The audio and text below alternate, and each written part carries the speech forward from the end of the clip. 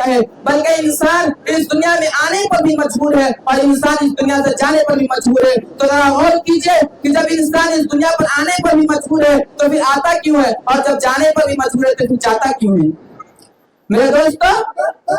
اللہ رب العزت انسان کو اس دنیا میں اس لیے پیدا فرمایا ہے تاکہ انسان اللہ رب العزت کی عبادت کرے، انسان اللہ رب العزت کے حکم کے مطابق زندگی گزارے، انسان رسول اللہ صلی اللہ علیہ وسلم کے سنت کے مطابق زندگی گزارے. میرے دوستو، کتنے افسوس کی بات ہے کہ آج کل کے نوجوان داڑھی جیسی پیاری سنت کو صبح اٹھتا ہے اور اس کو مڑوا کر پیشاب کے نالیوں میں بہا دیتا ہے. ذرا سوچئے کتنی تکلیف ہوتی ہوگی آپ صلی اللہ علیہ وسلم کو کہ آج اس کی پیاری امت اس کی پیاری سنت کو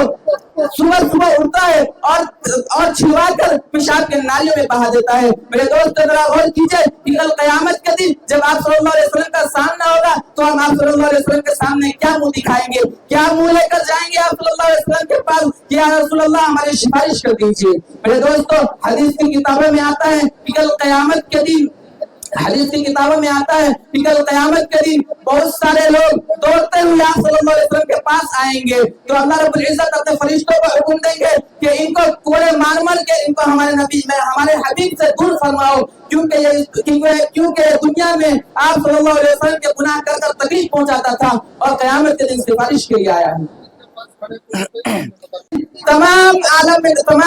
جس دن تو ہر جگہ نفسی کا عالم ہوگا، کوئی کسی کو نہیں پوچھے گا. یہاں تک کہ حضرت آدم علیہ السلام نفسی کے عالم میں ہوں گے، یہاں تک کہ حضرت ابراہیم خلیل اللہ نفسی کے عالم میں ہوں گے، یہاں تک کہ موسیٰ کلیم اللہ نفسی کے عالم میں ہوں گے، یہاں تک کہ اللہ کے جاہ و جلال کو دیکھ کر کسی نبی کے اندر بھی اتنی جرأت نہیں ہوگی کہ وہ اللہ رب العزت سے کسی کی سفارش کرائے. اس وقت ہمارے اور آپ کے آقا جناب نبی کریم صلی اللہ علیہ وسلم سجدے میں گرے ہمارے لیے سفارش کرتے ہوں گے، یا ربی امتی یا ربی امتی یا ربی امتی، یا اللہ میری امت کو معاف کر دے، یا اللہ میری امت کو بخش دے. میرے دوستو، ذرا سوچئے کہ جو نبی ہمارے لیے اتنا تڑپا ہو، اس نبی کو آج ہم گناہ کر تکلیف پہنچا رہے ہیں، کل حشر میں ہمارا کیا حشر ہوگا؟ میرے دوستو، ذرا غور کیجئے، انسان اگر اس چیزوں پر غور کرنے لگے تو اس کی زندگی سنور جائے. میرے دوستو، ذرا سوچئے کہ انسان آج کے دور میں جس طریقے سے ایک انسان دوسرے انسان سے ڈرتا ہے، جس طریقے سے ایک انسان اپنے پڑوسی سے ڈرتا ہے، حقیقت بتا رہا ہوں کہ اگر اسی طریقے سے ایک انسان اللہ رب العزت تو ذرا غور کیجئے گا اور یہ بات یاد رکھ لیجئے گا کہ اس کی زندگی جنت بن جائے گی.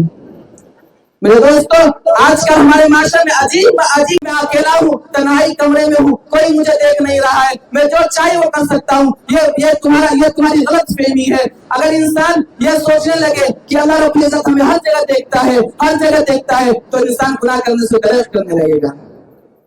میرے دوستو، آج ایک انسان کی غیبت کرنے کے لیے سوچتا ہے اور یہ آجو باجو اور سامنے پیچھے سب دیکھ لیتا ہے کہ جس انسان کی ہم غیبت کر رہے ہیں کہیں وہ انسان ہمارے آجو باجو پڑوس میں تو نہیں ہے، کہیں وہ چھپ کر تو یہ بات نہیں سن رہا ہے.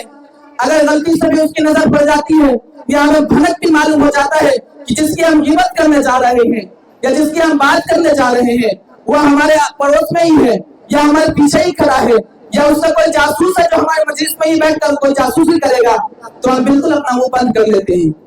ایک لفظ بھی ہماری زبان سے آگے نہیں نکلتی ہے. اسی طریقے سے انسان اس بات پر غور کیوں نہیں کرتا کہ ہم جو بھی کرتے ہیں اللہ رب العزت ہمیں دیکھ رہا ہے، چاہے ہم تنہائی کمرے میں کیوں نہ ہو، چاہے ہم کھلے ہوئے مجلس میں کیوں نہ ہو، چاہے ہم چھت پر کیوں نہ ہو، چاہے ہم گھر کے نیچے کیوں نہ ہو، چاہے ہم زمین کے نیچے بھی کیوں نہ ہو، اللہ رب العزت ہمیں ہر جگہ دیکھتا ہے. انسان آخر اس بات سے کیوں نہیں ڈرتا؟ افسوس کہ آج انسان کو انسان کا خوف تو ہے مگر اللہ رب العزت کا خوف دل سے نکل چکا ہے. اللہ رب العزت کا خوف بالکل دل سے نکل چکا ہے. انسان کی زندگی اتنی بے حس ہو چکی ہے کہ اگر انسان اپنی زندگی پر غور کرنے لگے، انسان اپنی زندگی پر غور کرتے کرتے اپنے دامن کے اندر کھل جھانکنے لگے تو اس کو اتنی بھی فرصت نہیں ملے گی کہ ہم اپنے بھائی کے دامن کے اندر جھانکے کیا چاہتے ہیں. اس کو خود شرم آنے لگے گی کہ ہم اپنے کرتوت سے لوگوں کو کیا دکھاتے ہیں اور حقیقی معنی میں ہم اپنے گہوان میں ہم جھانکتے ہیں تو ہمارے اندر کیا ہے. اگر انسان اس بات کو غور کیوں نہیں کرتا؟ اگر میرے دوستو اگر انسان اس بات کو ذہن نشین کر لے، اس بات کو اپنے ذہن میں بیٹھا لے اور ہر جگہ چلتے پھرتے اس بات کو یاد رکھے کہ ہم جو بھی کرتے ہیں کرامن کاتبین ہے ہمارے دونوں کاندھوں پہ، ہم جو بھی کرتے ہیں ہمارا کرتوت لکھا جاتا ہے، کل قیامت کا دن ہمارا رجسٹر کھولا جائے گا، ہم کوئی بھی ایسی گناہ نہیں ہے یا کوئی بھی ایسا نیکی نہیں ہے جو ہمارے رجسٹر میں درج نہ ہو۔ آج ہم یہ سوچ لیتے ہیں کہ آج ہم یہ گناہ کر لیتے ہیں، یہ گناہ کر رہے ہیں، انسان نہیں دیکھ رہا ہے، جس انسان کی ہم برائی کر رہے ہیں، جس انسان کی ہم غیبت کر رہے ہیں وہ نہیں دیکھ رہا ہے، اگر وہ دیکھ بھی لے تو اگر وہ کمزور ہو اور وہ دیکھ بھی لے تو یہ سوچنے لگتے ہیں کہ کون میرا کیا بگاڑ لے گا۔ میرے دوستو ذرا یاد رکھیے کہ آج ہم دنیا کے اندر ظلم کر سکتے ہیں، آج ہم دنیا کے اندر کمزوروں کو دبا سکتے ہیں، آج ہم دنیا کے اندر کمزوروں کو دبا سکتے ہیں، آج ہم دنیا کے اندر طاقتور سے دب سکتے ہیں، لیکن یاد رکھیے گا کل قیامت کے دن نہ ہماری طاقت کام آئے گی، کل قیامت کے دن نہ ہمارا مال و دولت کام آئے گا، نہ کل قیامت کے دن اور نہ کل قیامت کے دن نہ ہماری بڑھوتری کام آئے گی، وہاں تو صرف انصاف اور انصافی چلے گا۔ میرے دوستو اگر انسان اس بات پر غور کیوں نہیں کرتا کہ اس کو ایک دن اس دنیا کو چھوڑ کر جانا ہے، اس دار فانی کو چھوڑ کر جانا ہے اور اس دار بقا کی طرف رواں ہونا ہے جہاں ہمیشہ ہمیشہ رہنا ہے، جہاں ہمارے ہر کرتوت کا ہمارے ہر اچھائی کا وہاں پھل ملے گا اور ہر برائی کا وہاں سزا ملنے والی ہے۔ میرے دوستو انسان آج کل کے انسان اور آج کل کے نوجوان جس طریقے سے زندگی گزار رہا ہے میرے دوستو بالکل نازک دور چل رہا ہے، نہ جانے آئے دن ہمارے سامنے ایسے ایسے حالات سامنے پیش آ رہی ہے، ایسے ایسے حالات سامنے پیش آ رہے ہیں کہ اگر ہم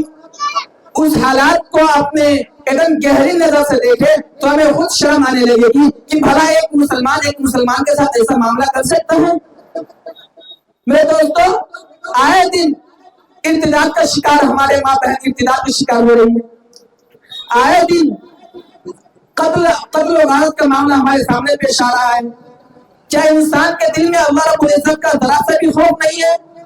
کیا انسان اتنا بحث ہو چکا ہے کہ دنیائی کو سب چیز سمجھ لیا ہوا ہے، وہ سمجھتا ہے کہ دنیائی ہمارا سب چیز ہے؟ میرے دوستو غور و فکر کرنے کی ضرورت ہے، چند دنوں کی چند مختصر سی زندگی ہے، زیادہ سے زیادہ 70 سے 80 سال کی زندگی ہے، 80 سال بھی آج کل کی امتی کی آج کل کے لوگوں کی زندگی بھی 70-80 سال نہیں جاتی ہے، مختصر سے 60 سال کی زندگی میں لکھنانا شروع ہو جاتا ہے۔ میرے دوستو اس 60 سال کی زندگی کو اگر آپ سدھار لیں گے، اس 60 سالہ زندگی کو اگر ہم بہترین بنا لیں گے تو کل یہی زندگی ہمارے لیے بہت فائدہ مند ہوگا، اسی پر ہم خوشی محسوس کریں گے۔ اور اگر ہم اسی 60 سالہ زندگی کو اگر ہم نادانی میں اور بے وقوفی میں اور بے شرمی میں اور بے حس میں گزار دیے تو کل قیامت کے دن اس کا بھی حشر ہمیں ہوگا۔ میرے دوستو انسان کی زندگی 60 سال کی ہوتی ہے مگر اس کو عقل سلیم 15 سال کے بعد وہ صحیح سے سمجھنا شروع کر دیتا ہے کہ دنیا میں وہ کیا کرنا چاہیے اور کیا نہیں کرنا چاہیے۔ میرے دوستو اس 15 سال کے بعد انسان اپنی زندگی کو سدھار لے، اپنی زندگی کو رسول اللہ صلی اللہ علیہ وسلم کے سنت کے مطابق گزارنے کی کوشش کرنے لگے اور یہ کوشش کرنے لگے کہ اللہ رب العزت نے جس چیز کو ہمارے لیے حلال کیا ہے اس چیز کو ہمیں استعمال کرنا ہے اور جس چیز کو اللہ رب العزت نے ہمارے لیے حرام کیا ہے اس چیز سے دریغ کرنا ہے، اس چیز سے بچنا ہے۔ پھر انسان اپنی باقی کی زندگی باقی کے معاملات اپنے آپ درست کرنا شروع کر دے گا۔ میرے دوستو آج ہمیں یہ بھی نہیں پتا کہ ہم حرام کھا رہے ہیں یا حلال کھا رہے ہیں، آج ہمیں یہ بھی پتا کہ ہم حرام پی رہے ہیں